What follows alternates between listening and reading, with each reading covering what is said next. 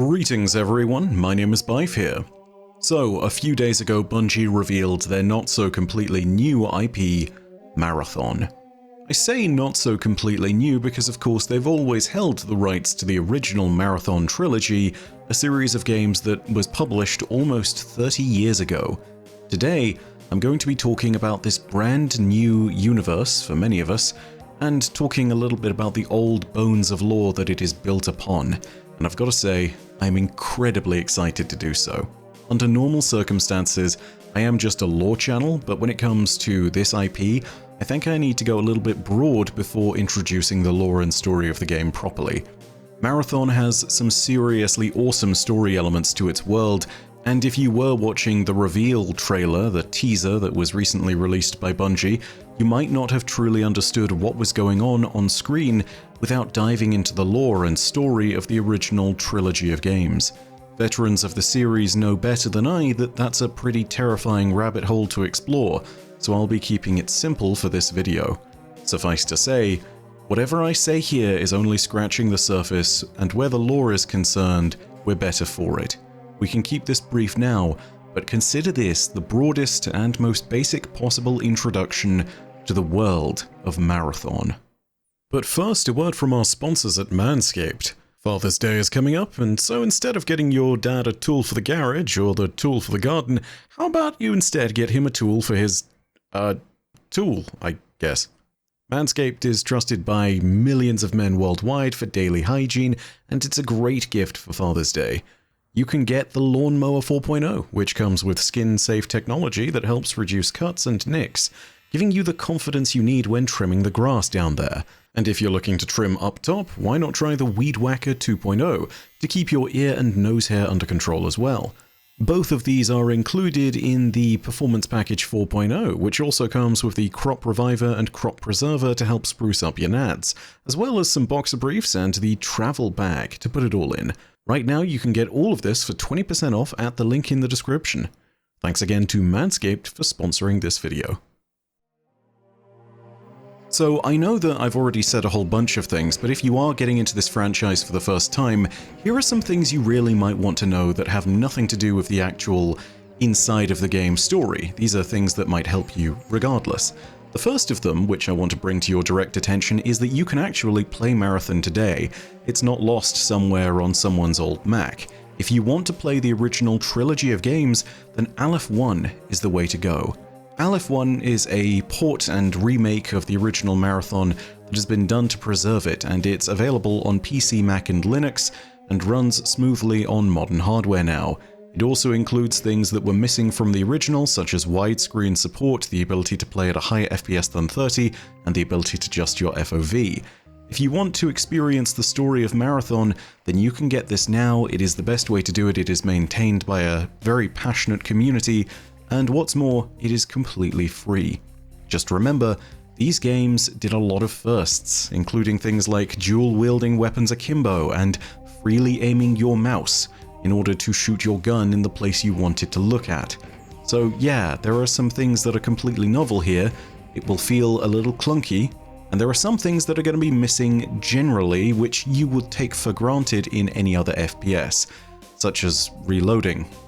What can I say? It was the 90s. Games were very different back then.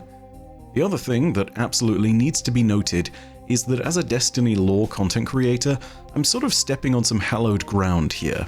And that's because there has been a long-running and passionate community of older Bungie fans that have been discussing the story of Marathon and speculating about it for almost 30 years. There are websites that still update on a regular basis that discuss the lore to this day. And I want you all to remember that the last time this series had a release was 1996. There are people who have been doing this in the last game to release 20 years ago, plus a few. There are people who adequately demonstrate that the writing in Marathon is so compelling that they are only just getting to grips with it, and they have sat down with it for years. The moment I made the decision to talk about Marathon lore, I was always going to be standing on the shoulders of these giants. So my promise to them is that wherever possible, and if ever one of your theories makes it intentionally into my video, I will cite you as a source, and I will see what I can do to shine a spotlight on you. However, I can't do that all the time, and the reason being is because, well, the internet 30 years ago was very different. To put it really bluntly, some of you back then were still using your personal email as your online alias, and yeah, me putting that on screen in front of 100,000 people seems like a great way to have your email nuked by the wrath of 1,000 bots. I imagine these hot singles in your area emails are less enticing when they're actually just being sent by a bunch of compilers. So, yeah, just so you know, I'll cite where I can, but not all the time. I should also note that with the new Marathon being created now in the 2020s, Bungie has taken things to a place where the game fits into the Marathon universe, but isn't a direct sequel to any of the games. If you look at the lore and the timeline, the game technically takes place after the conclusion of Marathon 2, about 40 years afterwards. For those of you who know the story of Marathon Infinity, don't ask me which timeline this is. I don't think anyone has any way of knowing right now unless they actually play the game. If that statement is confusing to you, hi, welcome to the lore of Marathon Infinity. That is something we are not touching today. That is... I think Mandalore described it best when he sat there and stated that there was a special kind of brain poison for it, but yeah, not good. It's very, very tricky to even start to explain. We'll get to it one day. My point is this. I am going to be explaining both the new ARG and any new lore of Marathon that comes up, but also I'm going to be referring and talking about the old Marathon lore because I imagine that a lot of it is actually still canon, and as a result, everything that we see that has been discussed there is definitely going to be worth taking a look at. The last little bit I need to say here when I'm talking about the original Marathon games is that, well, there are going to be some spoilers. So if you really want to stay away from spoilers, go back and play via Aleph 1. If you aren't worried about spoilers, let's go ahead and start talking about the setting of Marathon.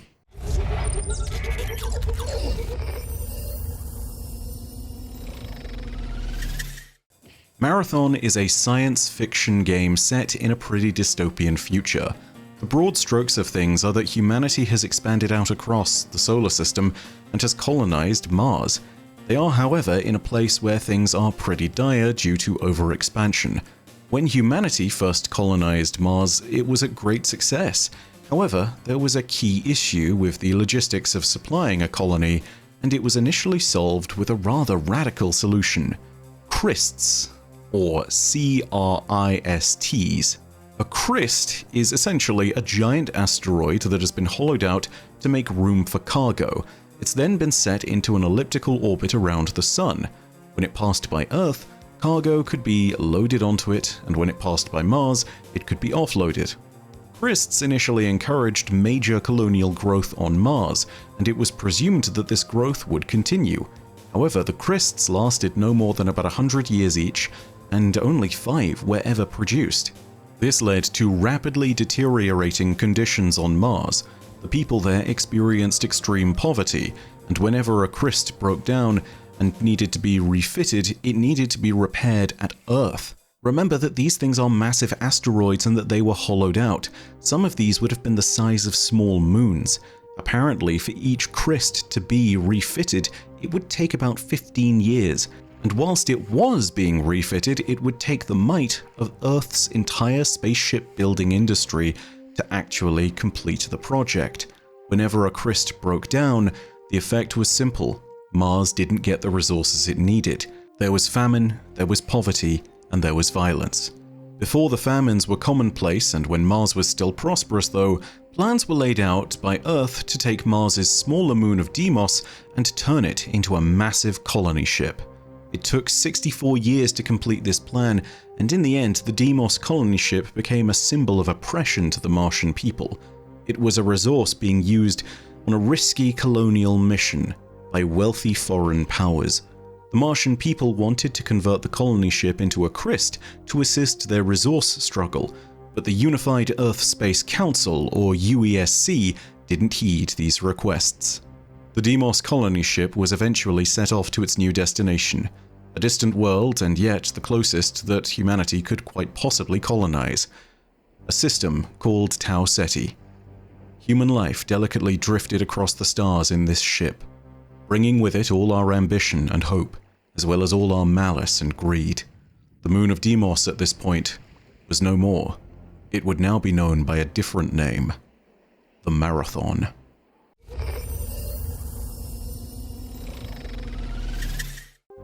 The Marathon would eventually reach the new world of Tau Ceti, and whilst colonization was somewhat successful, it would be impossible to deconstruct the vast spaceship that had been carved out of Mars's former moon.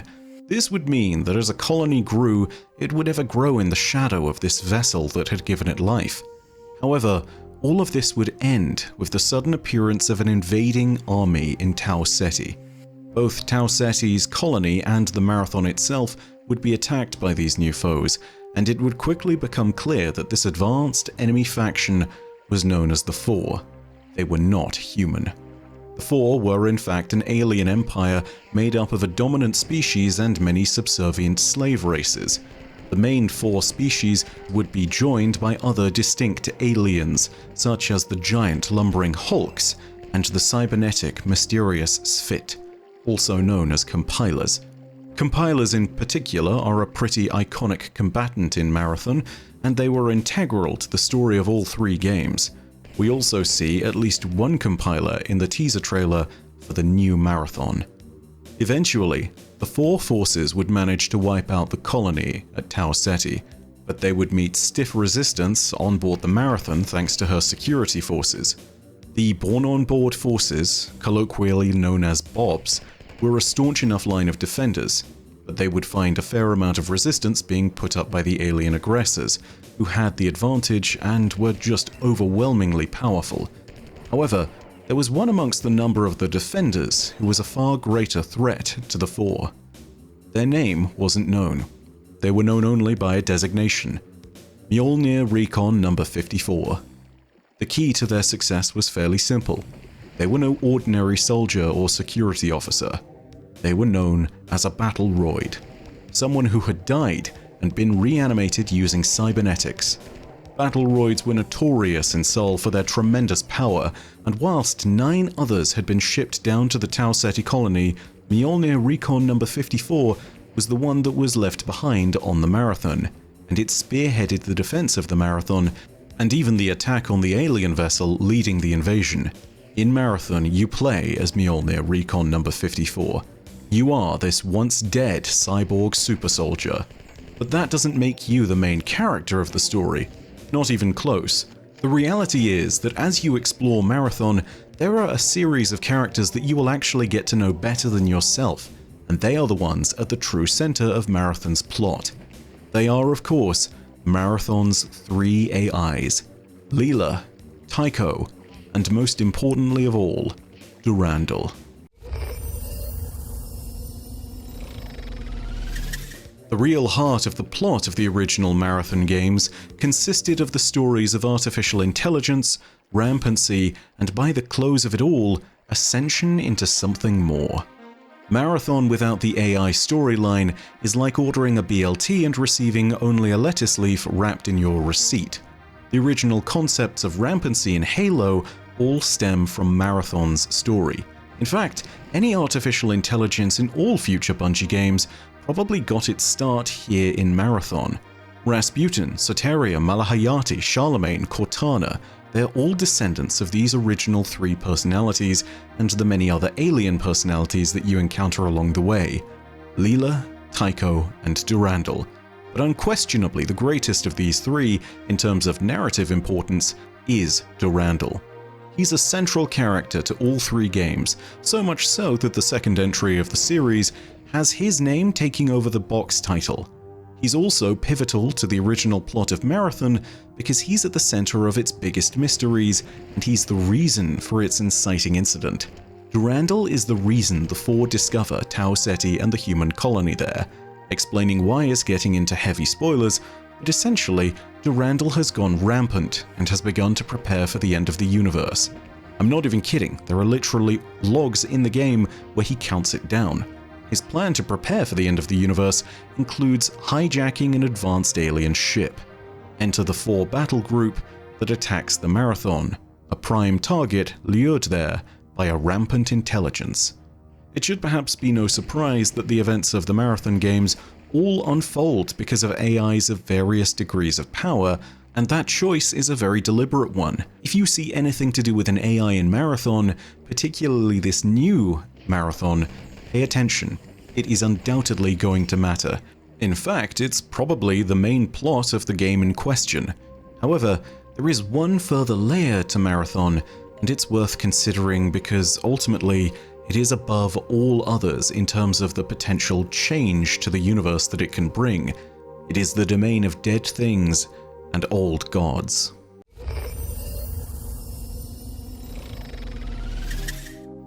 This deeper layer of Marathon's lore and story, a layer that is probably amongst its most difficult to explain, is going to be that which concerns ancient alien species and beings beyond the comprehension of man. When you dive truly deep into Marathon's lore and reach Marathon Infinity, you are exploring all of these aspects of the game's story and lore. You'll be exploring the ruins of alien homeworlds in Marathon Durandal, but it even goes stranger in Marathon Infinity. You might hear whispers referring to creation myths of alien species that may well have been true, if not a little allegorical, or stories talking about gods and demons that did battle over worlds millennia ago. Thrown into the sun may be something literal, or it could be a metaphor. You might hear references to the ancient Yarrow, or perhaps to terrifying powers that can only be unleashed by the power of a supernova. You might also learn about the process by which a mortal being can begin to ascend into the heavens and join the pantheon of greater entities that few know of and few live to even see. Of all the layers of Marathon's lore, this will be the one that is hardest to interpret and will also have the most terrible impact on the universe when something changes. It is no exaggeration to say that the whim of reality bends to the like of these forces. Above all, beware the lawless chaos that slumbers beneath the surface of stars or within ancient asteroid impact craters. Beware the Worken Kakenter.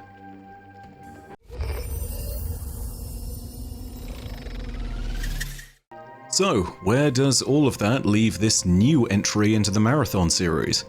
Well, so far we have a teaser, a vidoc, and there have been a plethora of ARG materials that have been uncovered by the community. There are also some plainer details left on the Marathon site that Bungie has added to Bungie.net. So, to help you understand what's going on in the new Marathon, let's go over some of those details. Much like in the original Marathon, you're going to play as a cybernetically enhanced individual. You're not a security officer or a battle droid though, you are what's called a runner. Runners are cyborg mercenaries in the employ of the UESC. The objective of runners appears to be to investigate the Tau Ceti colony and discover why its 30,000 inhabitants suddenly disappeared. All the while, a mysterious colony ship sits in orbit over the colony and provides us with even more questions that need to be answered. There are some things confirmed by the ARG, but this right here, this image of a long spire built into a shattered planetoid, what you're looking at is the remains of Deimos. This is the Marathon. Runners have arrived at a moment of incredible technological promise. Thanks to the new technology of Sekaguchi genetics, it is now possible for individuals to transfer their consciousness between cybernetic bodies. This means that so long as the mind is preserved, death might not truly be the end. It's also something worth remembering because this is something that was played with in other Marathon games, an older idea, particularly in Marathon Infinity, in the last few levels. The runner can uncover a variety of gear and loot from their excursions onto the planet, and it seems that there may be organizations behind the scenes using the runners as pawns to accomplish their objectives. Even more mysterious is the presence of artifact fragments on the colony, which runners can recover and combine into prime artifacts. The purpose, power, and origin of these artifacts remains a mystery at current. What is clear is that there are many human powers at B, such as governments, corporations, or even secret societies and organizations who are keen to acquire these artifacts and will pay a high price. It appears that compilers are also present on Tau Ceti, indicating possibly that there are 4 troops planetside. This is something that will be dependent on timelines given the nature of Marathon's story, Suffice to say, the compilers are not always on the For's side, and they can take many different forms. The compilers may well be amongst the many dangers that are present within the hostile world of Tau Ceti, but the greatest threat to any runner clearly seems to be that of other runners. There are, however, certain forces within the powers that be who are intent on ensuring that not all of the secrets of Tau Ceti have been revealed. The UESC has specifically cut off access to these areas that they have deemed classified, but a skilled enough runner will know that not all doors can remain shut forever. Marathon does not have an announcement and release date yet, but there is a ton of story already to go over. Not just lore from the old Marathon games, but also new additions to the universe. Marathon's new ARG has released, and there is a ton of stuff available for us to dig through. From here on out, though, I'm going to make part of my job covering this. I'm going to try and work it into the schedule. I can't promise how long that'll go on for, because it really depends on how much fuel there is for the fire, but I want to try and alter the upload schedule each week to incorporate a 4th weekly video specifically on Marathon. With a universe of topics to explore and no shortage of news in the next few years, I think that there will be a possibility to get coverage of this game and its lore as a regular stake on the channel. Let me know what you think down below in the comments below. It is likely that we'll see more about Marathon at the Bungie Showcase in August, but for now, I think I'll just go ahead and try and cover the topics of the universe slowly but surely.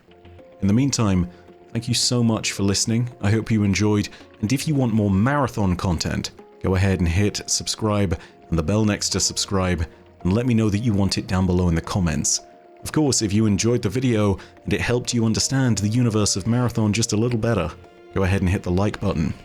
But as per usual, know that your viewership, as always, has been quite enough for me, and that in the meantime, my name is Byf. Perodacia ad Astra. I'll see you Starside.